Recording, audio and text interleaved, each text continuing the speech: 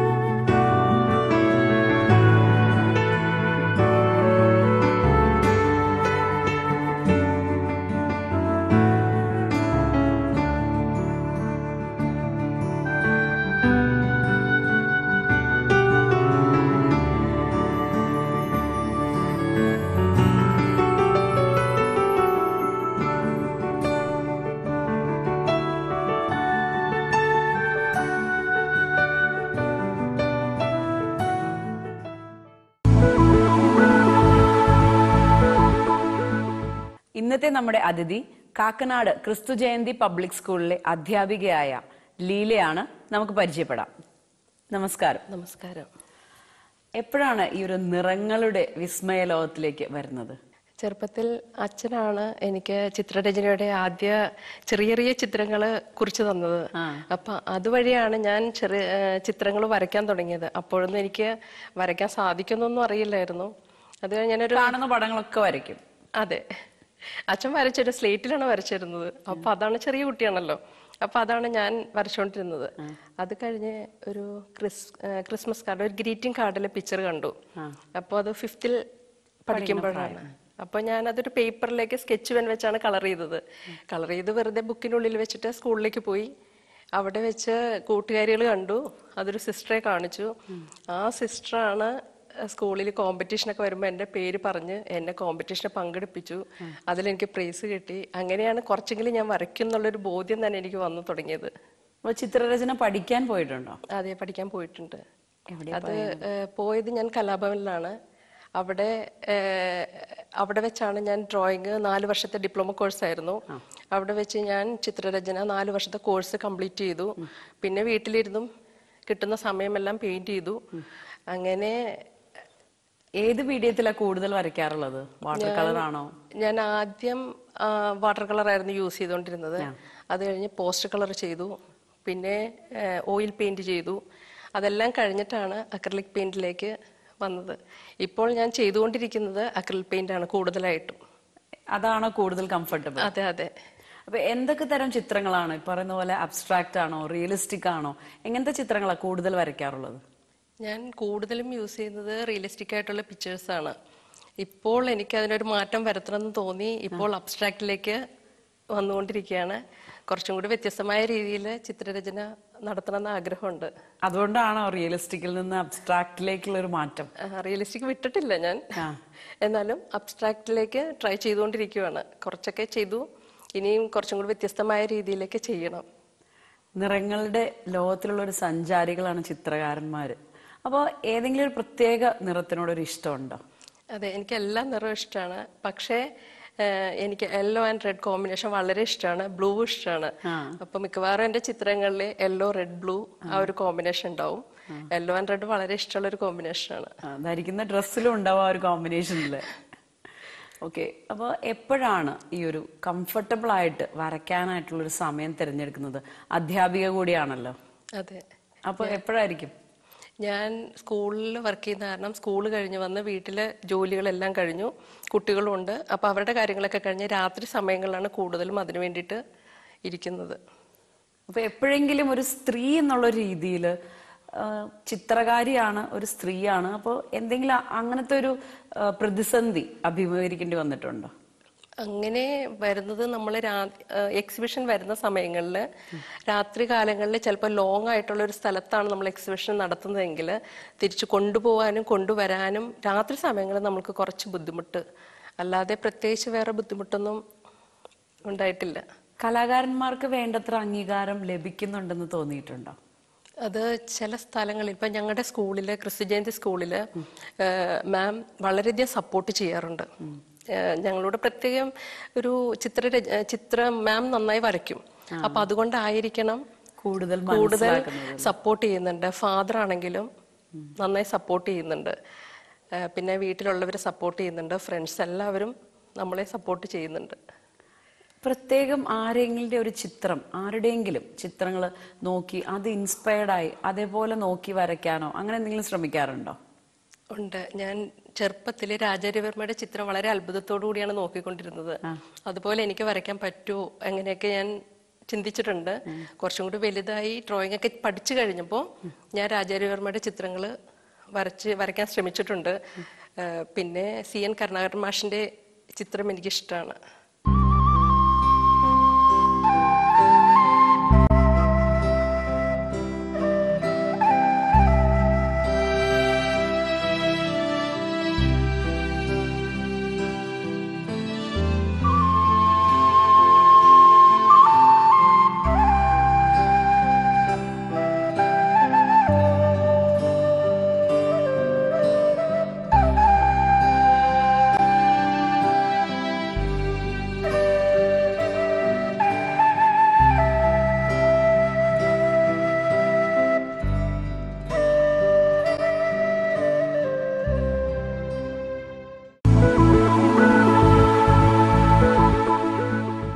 എക്സിബിഷന് പോകുന്ന കാര്യം പറഞ്ഞു.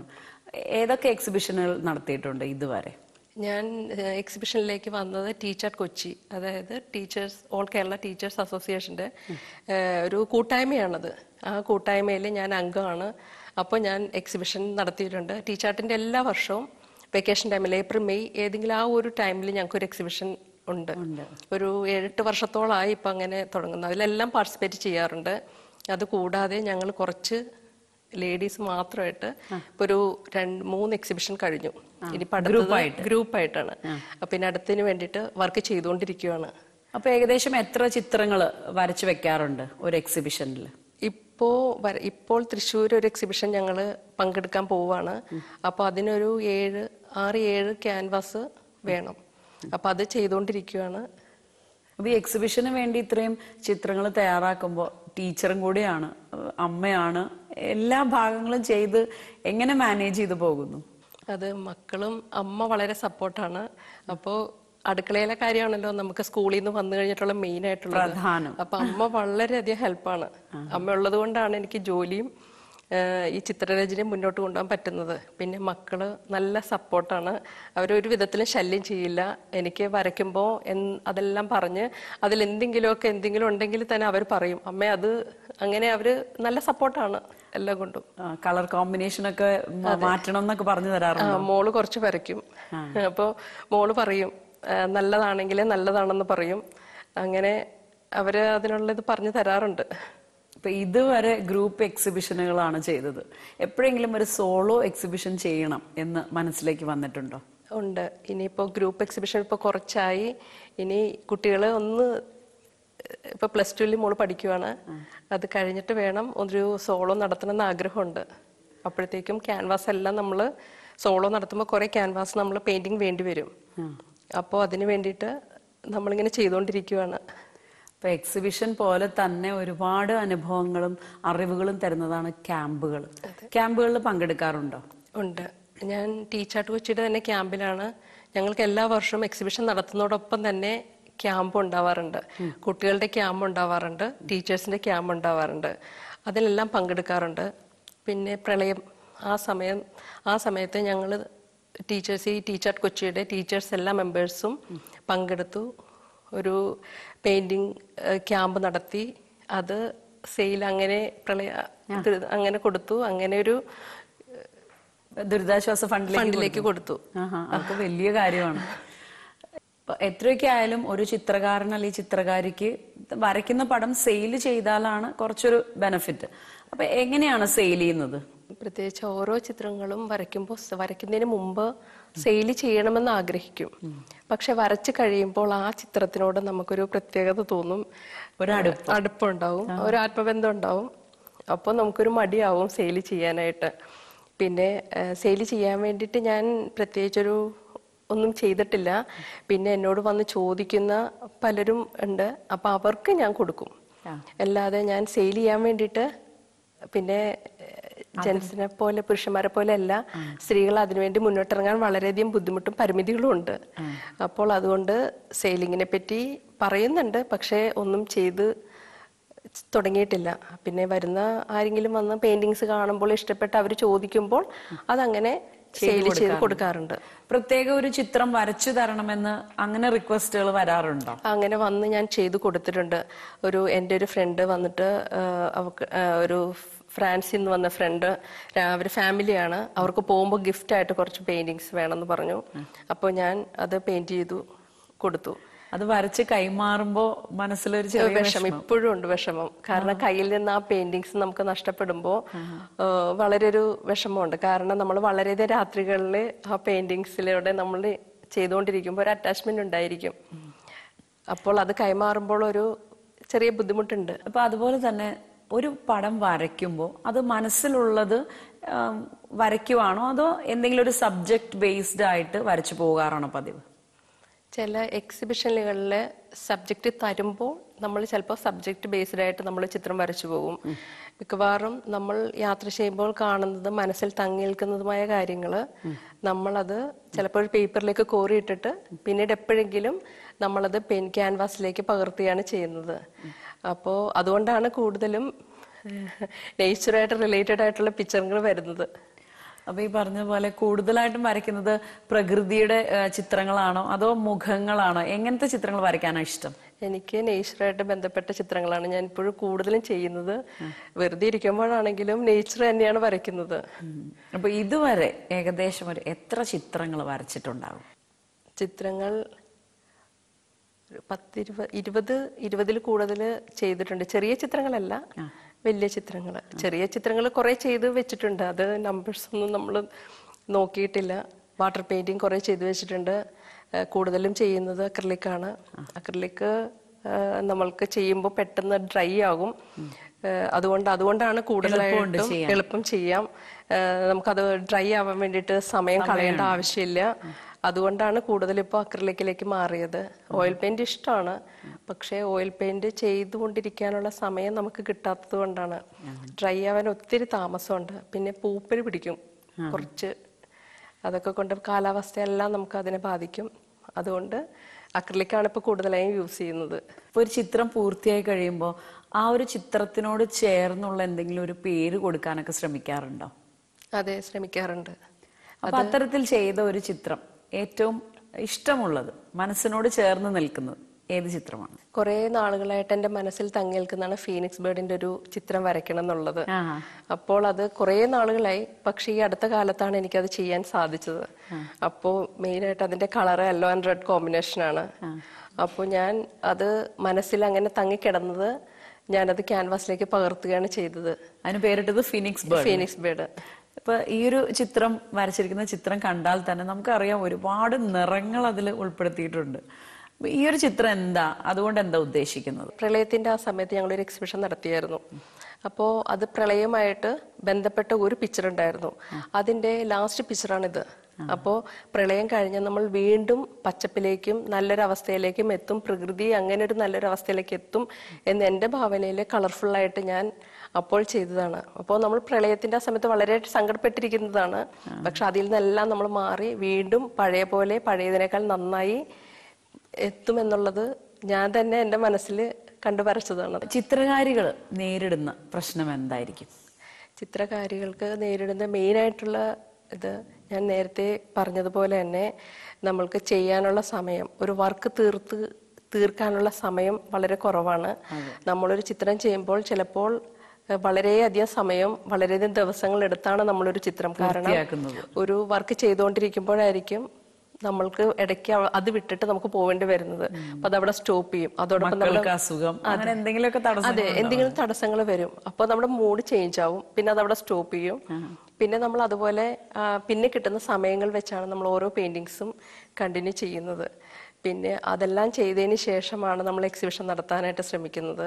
ഇപ്പോൾ തൊട്ടടുത്തുള്ള ഗ്യാലറികളിലൊക്കെ ആണെങ്കിൽ നമുക്ക് എളുപ്പം പോയി എക്സിബിഷൻ നടത്താനും എല്ലാത്തിനും നമുക്ക് നല്ല സൗകര്യമുണ്ട്. ദൂരം കൂടുന്തോറും നമുക്ക് അതിനുള്ള പുരുഷന്മാരെ അപേക്ഷിച്ച സ്ത്രീകൾക്ക് വളരെയധികം ബുദ്ധിമുട്ടുകളേറെയാണ്. ഇപ്പോൾ ടീച്ചർ ഒരുപാട് കഷ്ടപ്പെട്ടിട്ടാണെങ്കിലും ഇല്ലാത്ത സമയം ഉണ്ടാക്കി ഒരു ആഗ്രഹത്തിന് വേണ്ടി നിലകൊള്ളുകയാണ്. അപ്പൊ പല സ്ത്രീകളും ഇതുപോലെ വരയ്ക്കാൻ കഴിവുള്ളവര് പല പ്രതിസന്ധികളും പറഞ്ഞ് ഇതേപോലെ വരയ്ക്കാതെ മുൻപോട്ടേക്ക് വരാതെ നിൽക്കുന്നവരുണ്ട്. അപ്പൊ അങ്ങനെയുള്ളവരോട് ടീച്ചർക്ക് എന്താ പറയാനുള്ളത്? ഞാൻ ഒത്തിരി പേരെ എനിക്കറിയാം. ഞാൻ അവരോടൊക്കെ പറയുന്നത്, നിങ്ങൾ കിട്ടുന്ന സമയം വരയ്ക്കണം, വരച്ച് എക്സിബിഷനിൽ പങ്കെടുക്കാൻ ഒത്തിരി പേരെ ഞാൻ പ്രോത്സാഹിപ്പിച്ചിട്ടുണ്ട്. പക്ഷെ ചിലവരതിൽ മുന്നോട്ട് വരും, ചിലവരതിൽ പുറകോട്ട്, ഒരു ധൈര്യക്കുറവാണ് അവർക്ക് പുറത്തേക്ക് വരാനായിട്ട്. അപ്പോൾ ഞാൻ എല്ലാവരോടും പറയുന്നത്, നമ്മൾക്കുള്ള കഴിവ് നമ്മൾ മാക്സിമം പുറത്തെടുക്കണം. അത് നമ്മളുടെ കയ്യിൽ മാത്രം ഇരുന്ന് നമ്മൾ മാത്രം കണ്ടതുകൊണ്ട് കാര്യമില്ല, മറ്റുള്ളവരും കാണണം. മറ്റുള്ളവർ അതിൽ നിന്ന് പോസിറ്റീവും നെഗറ്റീവായിട്ടുള്ള ഇത് പറഞ്ഞാൽ മാത്രമേ നമുക്ക് കുറച്ച് ഇമ്പ്രൂവ്മെൻ്റ് ഉണ്ടാവുള്ളൂ. അപ്പോൾ എല്ലാവരും പുറത്തേക്ക് വരണം, എക്സിബിഷനിൽ പങ്കെടുക്കണം, നന്നായി വരയ്ക്കണം. അത് തന്നെയാണ് എനിക്ക് എല്ലാവരോടും പറയാനുള്ളത്. ഇപ്പൊ എക്സിബിഷനിലൊക്കെ എല്ലാവരും കാണാൻ വരുമ്പോൾ പറയുന്ന എന്തെങ്കിലും ഒരു വാക്ക് നമ്മുടെ മനസ്സിൽ നമ്മൾ സൂക്ഷിക്കാറുണ്ട്, ഒരു അവാർഡ് ലഭിച്ചതുപോലെ. അത്തരത്തിൽ എന്തെങ്കിലും ഒരു ഓർമ്മ മനസ്സിൽ സൂക്ഷിക്കുന്നുണ്ടോ?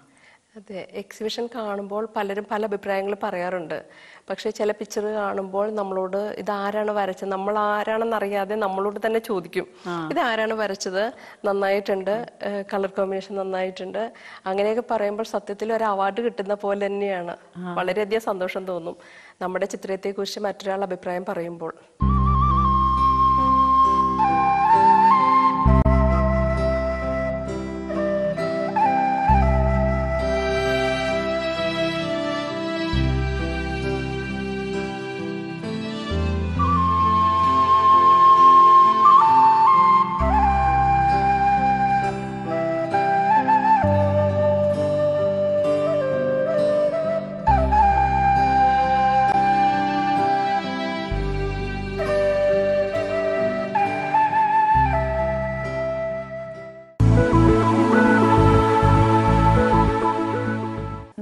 നമ്മൾ ചെയ്യുന്ന ജോലി കുറച്ചുകൂടി നന്നാക്കാനായിട്ട് എപ്പോഴും എന്താ പറയാ, കത്തിരാവി മിനുക്കുന്നത് പോലെ എപ്പോഴും മാറ്റങ്ങൾ വരുത്തിക്കൊണ്ടിരിക്കണം. അപ്പൊ അത്തരത്തിൽ എന്തെങ്കിലും ഇംപ്രൂവ് ചെയ്യാനായിട്ട് എന്തെങ്കിലും ചെയ്യാറുണ്ടോ?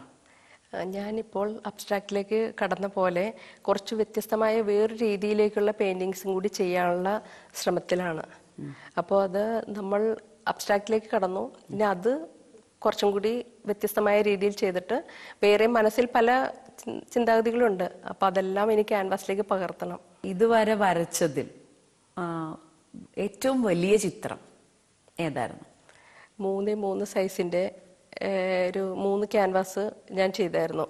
ബാക്കിയുള്ളതെല്ലാം 2x2, പിന്നെ 3x2 ആ ഒരു സൈസ്, പിന്നെ അതിൽ ചെറിയ ചെറിയ ക്യാൻവാസ് പെയിന്റിങ്സുകളൊക്കെയാണ് ഞങ്ങൾ ചെയ്തിരിക്കുന്നത്.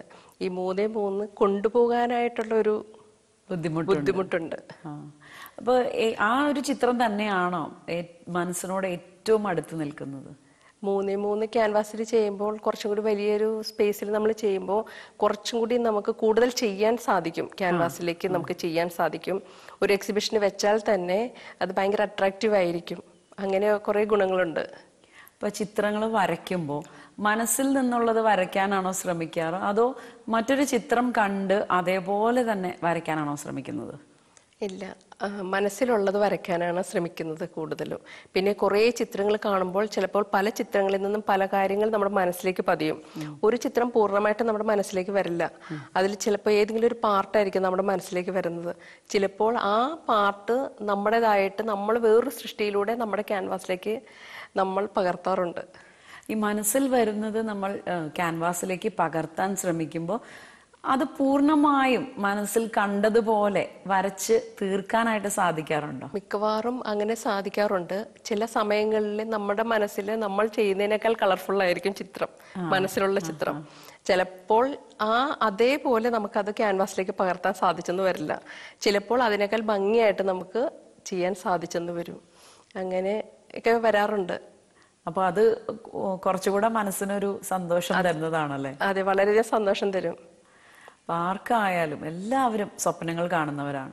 ടീച്ചറുടെ ചിത്രരചനയിലുള്ള ഒരു സ്വപ്നം എന്താണ്? പ്രദർശനം നടത്താനും ചിത്രം വരയ്ക്കാനും സാധിക്കണം എന്നുള്ളതാണ് എൻ്റെ വലിയൊരു ആഗ്രഹമാണത്.